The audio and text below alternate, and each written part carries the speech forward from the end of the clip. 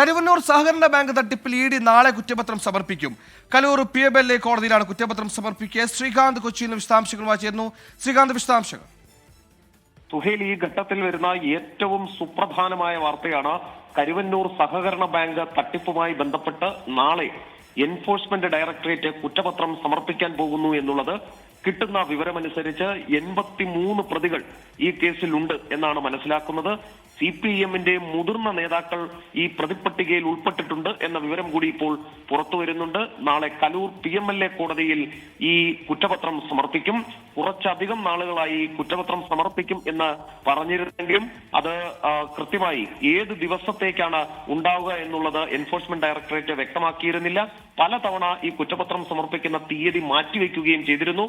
എന്നാൽ ഇപ്പോൾ നിലമ്പൂർ ഉപതെരഞ്ഞെടുപ്പ് കൂടി പ്രഖ്യാപിച്ച ഒരു പശ്ചാത്തലം കൂടിയുണ്ട്. അതിനിടയിലാണ് നാളെ ഇപ്പോൾ ഈ കുറ്റപത്രം സമർപ്പിക്കാൻ ഒരുങ്ങുന്നത്. ഇതിലെ ഏറ്റവും പ്രധാനപ്പെട്ട കാര്യം CPM-ന്റെ മുതിർന്ന 4 നേതാക്കൾ ഇതിൽ പ്രതിപ്പട്ടികയിലുണ്ട് എന്നുള്ളതാണ്. നമുക്ക് കിട്ടുന്ന വിവരം ആകെ 83 പ്രതികൾ ഈ പ്രതിപ്പട്ടികയിലുണ്ട് എന്ന വിവരവും പുറത്തു വരുന്നുണ്ട്.